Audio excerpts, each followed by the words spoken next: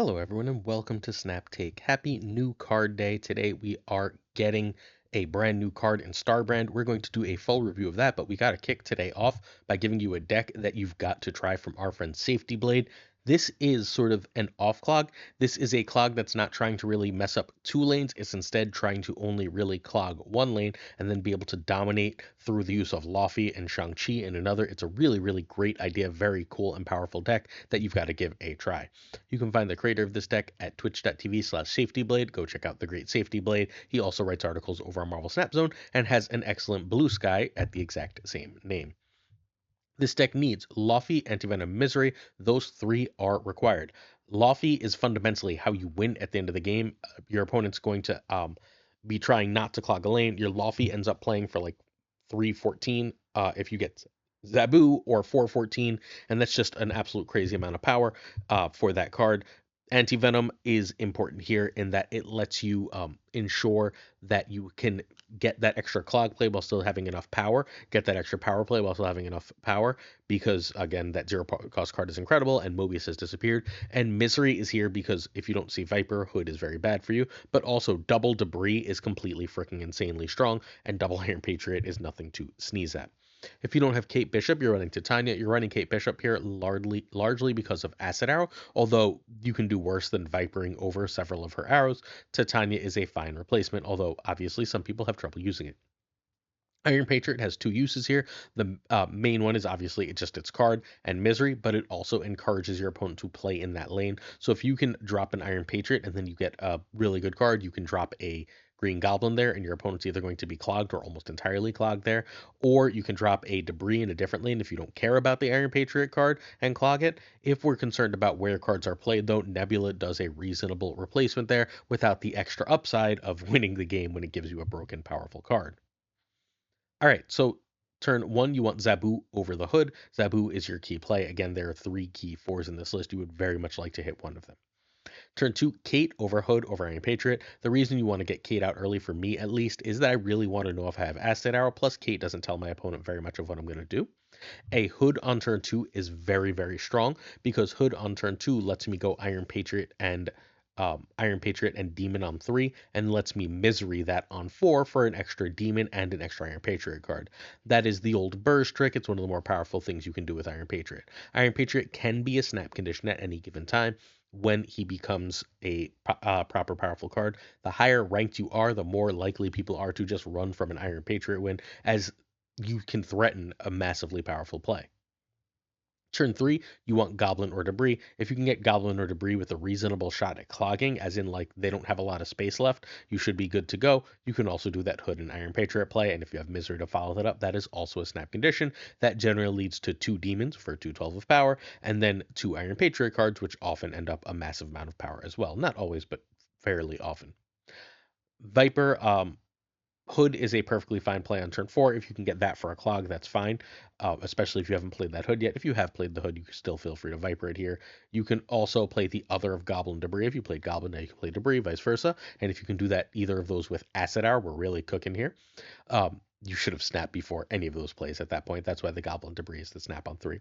Misery on Hood and Iron Patriot is also an excellent play. Again, you should have snapped the instant you realized you had that play, and it was likely to win. And you can also just drop Antivenom. Antivenom being incredible, you're not always going to see things in the right order, right? It's Marvel Snap. Antivenom says, I didn't see it in the right order, but it doesn't matter because now I have one of the things on turn five as a zero cost. So turn five, you can either still play Antivenom or do the last clog. You can also do a Misery and Hood just fine on that turn if you haven't played them yet. Generally speaking, that's your goal. And then turn six, you want Shang or Laufey with Luke. Ideally, you've already won. You can use things like demons to win your clogged lane, and then your Shang or Laufey clean out another lane, and you should be able to win that way. If you need to play Luke, you can drop a Luke here too. Luke is largely to counter your Laufey. Make sure you play Laufey then Luke if Laufey costs three, because Laufey will claim the power from your cards, and then your cards will get that power back, fundamentally doubling the amount of power Laufey gets. You can Laufey on turn five if you need to because of that, if you're sure he's going to clean a locked up lane, and then Luke will guarantee you a win. Uh, you can also Luke. The other reason to really Luke, outside of obviously being a defensive play, is that it can pop that anti-venom card's power back up, which is obviously an incredibly strong thing to do, depending on what anti-venom hits. Like if it hits, for example, that Laufey, if it hits a Viper, or it hits a Misery, that's reasonable power to just spike back up.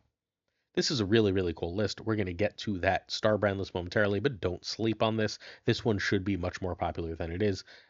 This one is going for a full clog in a lane. The semi-clogs in a lane have been a little bit weaker than they used to be. And the reasoning for that is honestly fairly simple. It's that not the bolts, the images of Icon spell from Agamotto is a really, really great anti-clog spell. It basically says, forget all those clog cards. Those are all like 3s or 4s now. If they're fully clogged, they can't do that. It's not a concern. Before we get to that next deck, I'm going to hit the sub, like, and comment. If you're willing, we give you more Marvel Snap content than anyone. We already did 2 videos on Sunday, 2 videos on Monday. We bring you decks that no one else has. We bring you the type of content no one else has. If you're interested, please hit that sub button. It will help us to our goal of 25,000 subs in 2025. And we promise to consistently, every single day, 7 days a week, sometimes twice in a day, bring you more top-notch Marvel Snap content than anyone. We are also giving away an Agamotto this week. Yesterday afternoon's video had 3 Agamotto winners. This week we're giving away 1 more. All you have to do is sub, like, and then later this video I'm going to ask you to leave a comment. You leave that comment, you are entered to win that Agamotto. All right, our new card this week is Starbrand. Starbrand is a 310. This is a Series 5 card. It will be in Spotlights. We'll look at what it's in Spotlights with momentarily, and we'll look at a deck for all of these cards because it happens to become with very good cards. It is ongoing. Your opponent has 3 power at each other location, which means that this is fundamentally playing for a 3/4. However, there are multiple ways to make this not hurt you, or to make it so that like giving away that power doesn't matter as much. There's the obvious Surtur Skaar deck, right? Surtur and Skaar say, okay, well, that's fine. I'm going to discount my Skaar by 2 from this. I'm going to get 2 power from Surtur, and now it doesn't matter if I've given you extra power because I'm getting more benefit from it than you are. Now, sorry, giving you 6 power. We also have the cards that go in the old Shuri archetype. We have Zero, we have Sauron, and we have Enchantress. Any of those 3 cards will absolutely make this work. That's just a naked 310. Think about how big Gladiator feels on a lane as a lane winner. This is even too bigger than that. This card is going to be massive. There's almost no way that 310 isn't too much base stats to just put on a damn card, and I fully expect this card to be completely freaking wild and incredibly strong. I think it's going to end up nerfed, to be perfectly honest, although this is pre-release. Before we go and look at the rest of things, what I'm going to tell you that we do every week is I will on stream later today around 6:30 p.m. Eastern, 7 p.m. Eastern. I will be streaming every deck I can find with Starbrand. I will then tomorrow during my video give you the best deck from day 1 and an impression from Starbrand. I'm pretty sure what we're going to look at next is the best deck, but I will give you that my impression. Then Thursday, I will ask a bunch of top players, people near the top of the Infinite Leaderboard, the people who create all the decks and are the best players, what they think of Starbrand. I will report that out. Friday, I will give you a weekend mission uh, recommendation for Starbrand. If you want Starbrand, that is the first day I suggest you get it because let's say I'm wrong, right? Sometimes I'm wrong. Sometimes everyone is wrong in Marvel Snap. These cards are not out. Sometimes Second Dinner is wrong. Let's say that +3 power at each other location does make this card completely unplayable. We'll know that by Friday. So if you can wait till Friday when weekend missions happen, when you can get the extra tokens for buying Starbrand, that's about how long you should wait. But even after that, after weekend missions, this card will be played a crazy, crazy amount. And then by Monday's video, either Sunday or Monday, depending on how the week goes, on either Sunday or Monday's video, I will have a last chance review, a last review of this card. So we want to make sure that because resources are scarce in Marvel Snap, that you use your tokens, that you use your spotlights as wisely as possible. And we have a whole series of basically heuristics to go through before we recommend or don't recommend a card. However, my initial impression, my immediate thought is that 310 is too much to put on a card even with this downside because there's too many ways to mitigate this downside. And they know the main spot to put Starbrand. I'm very happy that they're doing this, even if it's a deck I don't like. They are putting Starbrand directly into Spotlights with 2 Series 4 cards, but one of those 2 is Skaar, and these 2 cards seem like they go really well together. Turning Skaar into a 5/12 is incredible. It gives you 2 turns to play another 10, whether that be Cull Obsidian, whether that be Ares, whether that be Agamotto, to turn Skaar into a 3/12. And if 310 is too much, guess what? 3/12 is completely freaking insane. I think that combination is going to be incredible. and you're fairly likely to want Scar for that. Scar also is right now a must-have in the Hella decks. I'm hoping and praying that that Hella deck gets nerfed on Thursday's OTA, but as of right now, this is again why we wait before we buy things, right? But once again, right now, Scar is in probably what is the best deck, and the previous best deck that was nerfed out of existence that had Scar might be coming back with Starbrand. If this is the case, then these are must-buy cards. Meanwhile, we have Fastos. Fastos is a nice card. It's not a great card. It's got a home in some Agamotto shells because it always makes the spells cost one less, and it's got a home in some Surfer shells that, like some Surfer buff shells, that I really do enjoy. It's not an amazing card, but it's a good card, one that you can find use for. The reason to buy this week would be if you need Scar and can get Starbrand. Again, it's fairly likely that you're going to want this. We're not going to look at that damn Hella list again. If you want to check Friday's top 10 decks in Marvel Snap, we have that Hella list. Instead, we have a different working Scar list that's not the Hella list. And let's get to our Starbrand list before we get to our Fastos list. So our Starbrand list is this. This is sort of my take of a mix and match of a lot of what's been around. So a couple years ago in Marvel Snap, there was this deck called Shuri Red Skull. I mean, called Shuri Red Skull that we all called Shuri Red Skull. The basic idea was you go Shuri Red Skull and then you play Taskmaster, right? You would have Red Skull used to be 15 power. You would get 30 power in two lanes that way, and it was enough to usually win because like you could stick Cosmo in one lane and Armor in another, for example, and just absolutely crush opponents. That deck eventually was nerfed out of existence. But fairly recently, our friend Derek, the current number one player in the game, brought back this sort of Sauron mid-range shell. He finished in the top, near the top of the infinite leaderboard with it. Ekmati finished near the top of the infinite leaderboard with it. It was not running Shuri. It was the same concept, but not running Shuri. Saying instead, if I've got Sauron, all these amazing base stats should be enough. I'm not sure right now whether Shuri is going to end up right in this list or not. We should know that relatively quickly. I fully plan to report back on that tomorrow. If Shuri is right, I'm pretty sure I want to Shuri Vision for a movable 16 power. That seems insanely strong. I'm pretty sure I also don't want Taskmaster anymore because Taskmaster as a 6 is now my entire last turn. I don't think that ends up worth it. However, if my opponent doesn't have Red Skull and I've played Sauron, Shuri, Red Skull, I feel like that lane is one, and then I have a lot of ways with this list to try and win another lane. For example, dropping a Starbrand and a Lizard for a, oh, sorry, if I played Sauron, Starbrand, Lizard, Maw for a sudden 23 power lane seems like a really great way to win in Marvel Snap, right? I can do that hell on top of the Sauron for a 27 power lane that comes out of relatively nowhere. That kind of thing is incredible. I'm excited to try this exact version of the list. We're going to go card by card momentarily. But first, you can find me streaming this list. This will be the list I start with tonight at twitch.tv/PulseGlazer. You don't actually need high series cards for this list. I know it seems like, well, it's a Starbrand list. Yeah, if you're running Gladiator, you're ultimately fine here. The downside to Gladiator right now is you really don't want to hit Agamotto spells. However, Gladiator is still really big stats, and this list has been shown to work with it before. It's possible Iron Patriot needs to be Armor in this list. Armor and Cosmo are obviously dead after you Sauron, but if you can get them down early, they do offer you a safety net. If Shuri ends up wrong, we're also going to cut Vision, and then I think it's going to be Shang-Chi and Zabu in those two places. Let's go card by card. So 0 is fundamentally your backup Sauron. Sauron's goal is to hit Ebony Maw, Lizard, Typhoid Mary, Red Skull, and Starbrand. That's a lot of targets. Ebony Maw, Lizard, Starbrand, Typhoid Mary, Red Skull. That is 5 targets. That's amazing, right? Sauron is getting through the roof value. 0 saying, I didn't see all of that, right? Like I didn't see the cards I wanted, but on my turn 3, I played turn 2 of Iron Patriot. Then I played turn 3. I didn't see Sauron, right? So I played Ebony Maw and 0. And now I can spend my next turn just dropping a 410 Typhoid Mary. Or I can spend my, or a 310 Starbrand, as the case may be, and then I'm totally fine. So 0 gives us a backup plan for those cards. You can also just go like turn 2, 0 Maw and just be fine. A 10 turn, 10 power turn 2 seems like it's pretty damn good. That kind of thing is insane.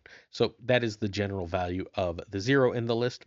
Ebony Maw, meanwhile, is just big stats. If you're playing Sauron, you might as well run Ebony Maw because a 1/7 is like we've all played demons, right? 1/6 is huge. 1/7 is bigger than 1/6. I know, I'm a teacher, so I'm glad I was able to teach you that.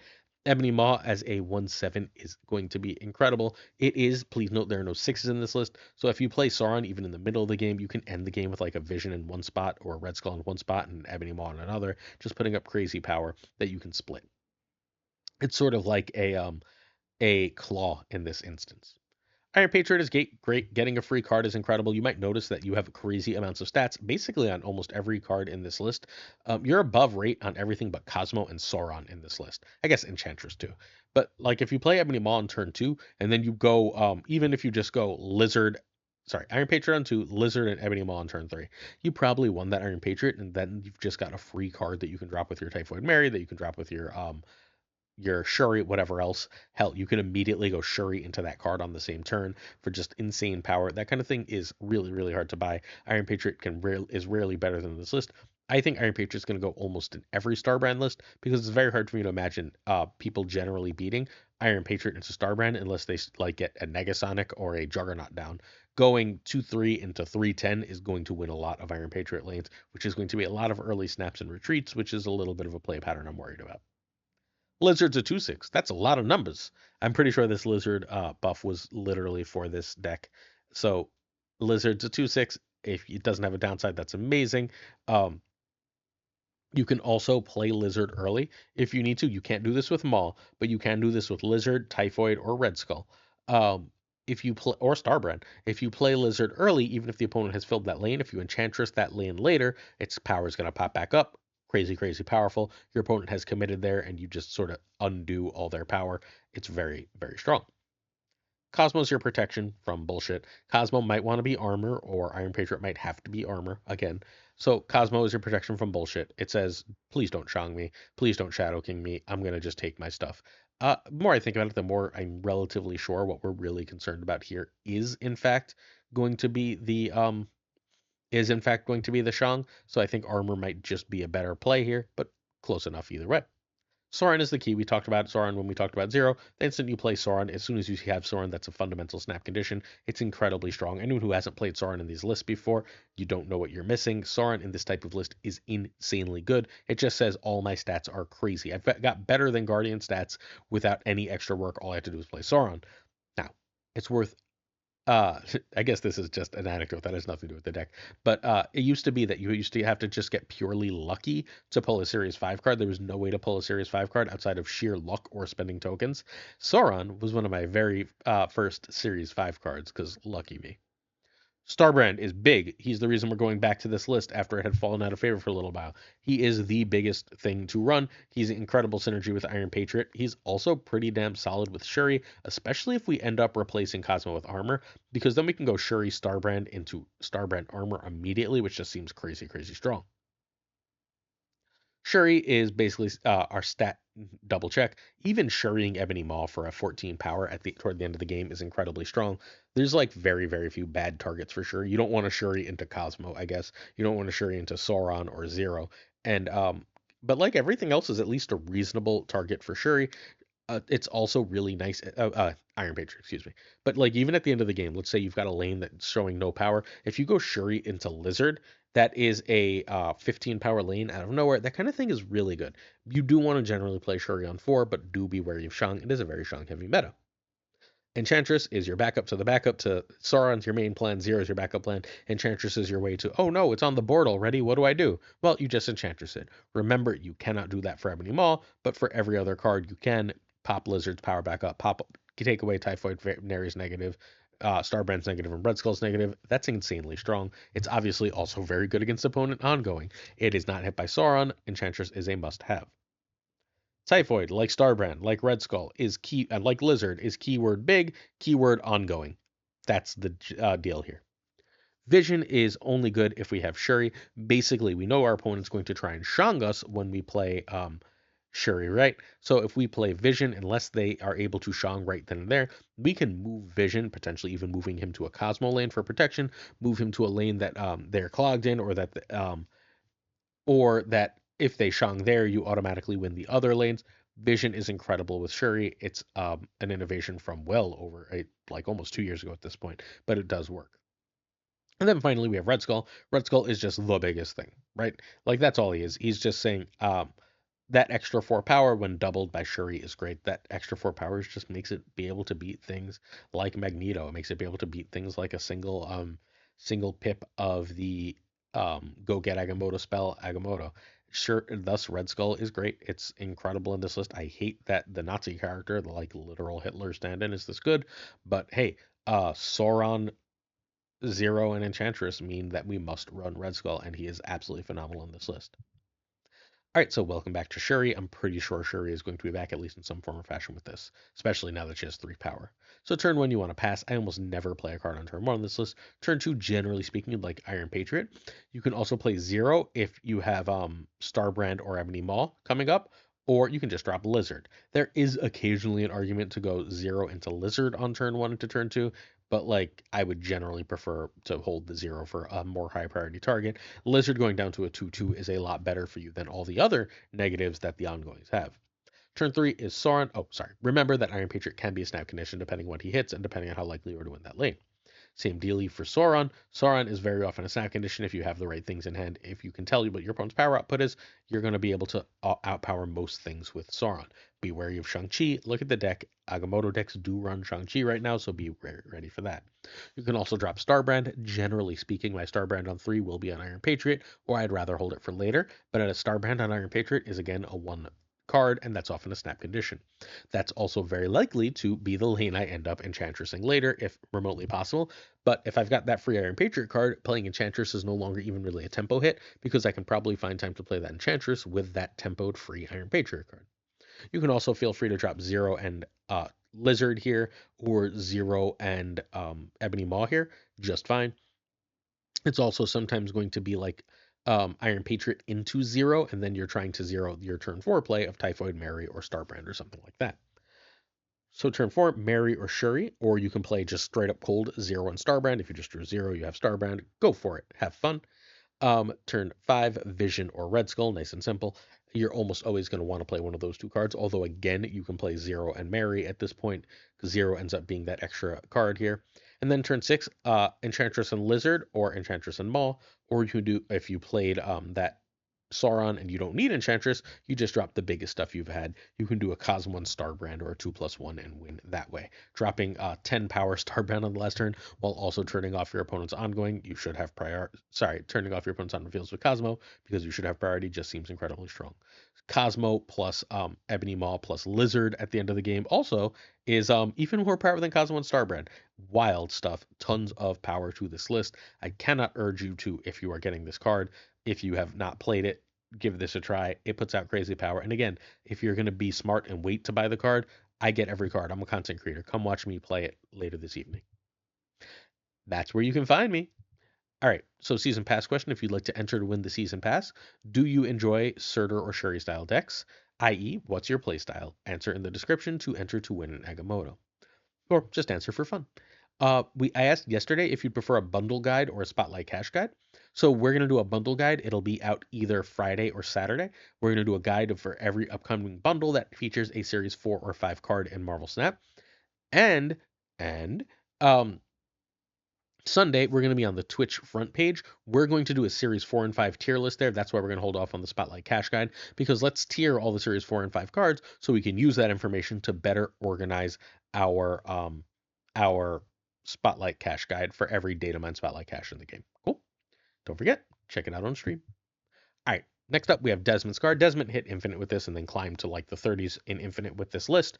It is a really great list. Desmond, fresh off winning $17,000 with Johnson and PBAK in the China server Marvel Snap tournament, was able to take this list to the top of the Infinite leaderboard by basically saying Agamotto's a 5/10. I don't have Arrow. I'm just going to run Agamotto. That's fundamentally the difference with this list. But hey, what if you don't have Agamotto? There might be a 3/10 coming out that you can run in its place and be just frickin' fine. I think that's ultimately what we're going to be doing here. We can play Agamotto or this, but Agamotto spells are really, really great here. Turning your caps, whatever, cap shield and your Zabu into Surturs, or turning them into Crossbones or Cull Obsidians is an awful lot of power and can potentially give you a free Scar. Having that extra +4 energy on turn 5. Let's say you played Surtur into Crossbones, right? Surtur into Crossbones, and then you play I don't know, Armor and the +4 energy on turn 5.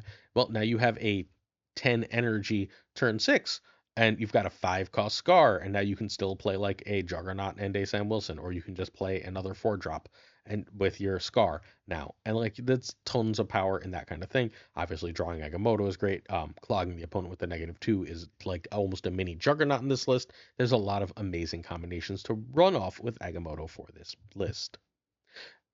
This isn't crazy. This is Desmond. You can find Desmond at youtube.com/@DesmondKorea.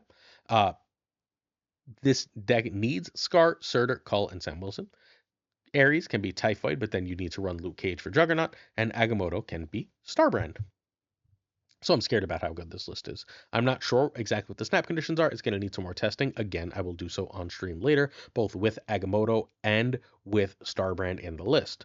So turn 1, you want Zabu because you're so relying so much on 4s, you really do want to snap Zabu, especially because Zabu will hit the Images of Icon spell, which can give you a lane full of 4/10s, because you can play Zabu in the same lane as your 1/1, play a 4/10 there, Images of Icon, and then you have 3 10-power cards, which is going to make Scar already cost 1.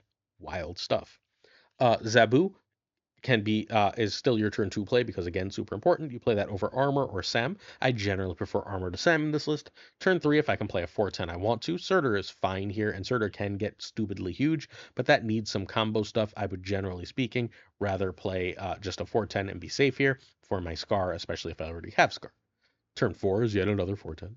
Turn 5, Agamotto or stop a 4/10, or although around here we're starting to look at spells and things we can do with spells, you can also drop the Ballsack spell on turn 4, especially if you ended up with like a Zabu to play with it, because that Ballsack spell is going to give you 9 energy on turn 5, which means you can go Surtur, Ballsack, 4/4 on turn 5, which is pretty damn good. Not amazing, but pretty damn good. And or you can do 4 and Icon on turn 5, as the case may be. You get the idea.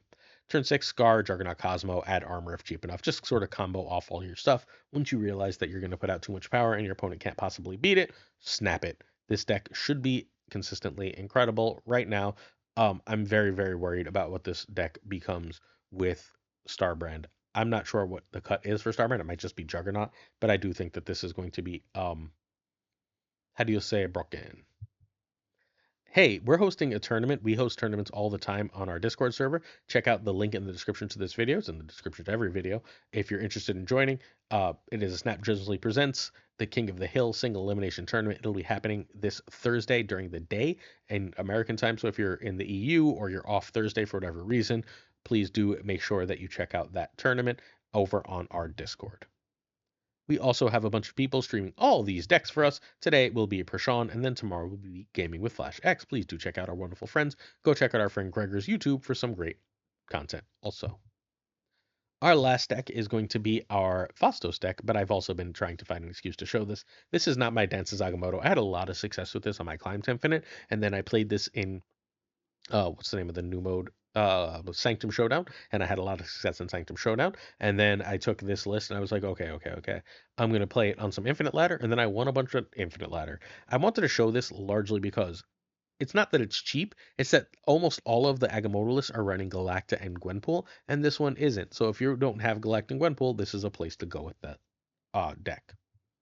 So you can find NotMyDance at twitch.tv/NotMyDance. Crazy, right? This deck needs Werewolf, Agamotto, Wiccan, and Kate. Reasonably expensive, but not crazy. Wiccan was in Spotlights, or is maybe as in Spotlights as you watch this. Depends on the time of the day. Kate is a former season pass. Agamotto is a season pass. 2 there. And Werewolf's a service 4 card. Eitri and Nico can be Quinjet and Maria Hill. Luna or Fastos are unfortunately need to be Hope, but Fastos is at least another Series 4 card. You do want a ramp card there, and there's not just another one that exists. And Iron Patriot can just be Mirage in this instance. Iron Patriot's great, but Mirage is fine. So turn 1 is Zabu over Eitri. Zabu is utterly insane. Eitri is a draw. Turn 2, Psylocke of Wiccan over Kate if you need a 3-drop. If you need a 3-drop and you don't have an extra 1, you're going to play Kate because then you can play a 2 and a 1 on turn 3. And that's over Iron Patriot. Iron Patriot, snap rules apply. You can also feel free to, if you're missing your Wiccan curve, just drop in Eitri, Zabu, whatever else here. Turn 3, Wiccan, snap on your turn 3 Wiccans. Snap on your Wiccans, please. Your opponent should generally be running from them. Yes, you're going to lose sometimes, but smart opponents will run from Wiccan. You can also feel free to snap on Werewolf. By turn 3, you know what the locations are. You know what your hand is. If Werewolf is going to be incredible, you should be able to snap. My favorite thing about Werewolf right now with Agamotto is that if you play Werewolf and then you fill a lane with a spell, or sorry, an Ancient Arcana, if you fill a spell with an Ancient Arcana, the Arcana will disappear. Then Werewolf will jump there, even though that lane looked like it was full at that turn, which is very powerful. Fastos can and Luna are also your other turn 3 plays. I tend to prefer to get Fastos out earlier. Luna's pretty good though, right after Iron Patriot, because 3/6 is a lot of power. It also, yeah, ends up giving me that extra energy to play in Eitri or whatever else. Turn 4 Wiccan. Wiccan's amazing. Snap on Wiccan. Or Fastos into 2. Or if you played Luna, Fastos and Werewolf here is totally fine. Obviously play Werewolf first. Or Werewolf or Fastos with the Ballsack spell. You get the idea. Then we've got turn 5. Generally speaking, Ballsack and Psylocke is my goal. I want to throw Prio and have a million power. The Ballsack and Psylocke play will give me 2 werewolf moves, letting me leave it somewhere relatively safe from Shang, while then setting up whatever else I need to. I will drop Agamotto if I need to, but Shang is everywhere. I'm dropping Agamotto mostly to get it Shanged as a general rule and trying to win the other lanes. Turn 6 is generally speaking my own Shang and move Wolf. You can also just straight up cold drop Shang and Agamotto after Balthak. And one of the really cool things to do is if you played Psylocke and Balthak, that is 11 energy, which means, or if you played Wiccan, obviously, you can now go with Agamotto, Shang, that's 9, right? But you had 6 plus 4 plus 1, that's at least 11. And then you can play a Nico or a late drawn Zabu or a Shard to move Werewolf one last time, which is just tons of power and game winning. Excuse me. Sorry about that. Bless me, I guess. All right, questions of the day. First, models ask what design space do I hope they never explore? And I don't want to see any more random stuff. Stuff like Iron Patriot and not Agamotto, stuff like Iron Patriot and Arishem widens the scope of what I have to play around and have to think about the game in a way that I don't think actually rewards skill. And I recognize that this is a high variance game and we don't want the game to only reward skill, otherwise the best player always wins, and that's not really the goal of playing this type of game. However, the complete randomness and the asking you to play around 1 million things at once isn't really feasible and leads to a little more luck than I really like. I don't want that. I also don't want to see, I've seen in a lot of other games, when a card hits 0 power, it's destroyed. I don't want any of that where, like, if you can afflict something down to 0, it gets destroyed. I don't think Marvel Snap really needs that design space explored, especially given we have stuff like Wong Mystique nonsense. Caretix Lee asked the cards that should have released this week, and I just wanted to take a moment to highlight Second Dinner actually nailed it. I think Skaar is an absolutely amazing card to come out with Starbrand. Fastos isn't perfect, but if you're getting Skaar and Starbrand, you're fundamentally like 80% of the way to a deck. Meanwhile, Surtur comes with Cull next month, so I'm perfectly happy just saying you should wait for those two. I don't think there's anything else we really need. It would have been nice to see like an Iron Patriot back or a Sam Wilson, but it's just too soon, right? Like they never have those come back this early. I am ultimately very satisfied with this quick comeback of these cards. I think this is really, really great. Maybe a Kate Bishop. Like again, I think I'm mostly just happy with this week. I just want to highlight that I think they nailed it. Even though there's 2 Series 4 cards, which is very rare. Certain tiers of support on our Patreon come with honor. Thanks. Let's say thank you to our Patreon of the month, Absolute Shannon. Then the great Abigail Gleason, mandatory burnout, it regardless. Uh, LAB, Inc. I am Frostman, Jota Navarrete, Thinking Poker, Primed Ryan. Check out the Prime Mind app. Ryan Burke. Check out our friend Berkey. Ryan Wood on YouTube. Ryan Wood _ YT. Kier Tixley, the King of Questions, who had a question today. The Rude Koire, the Kind Kazushi. Archangel 3K, 4th K. Damn it. Black Dahlia, one of our alliance leaders who participated in the King of the Hill tournament today.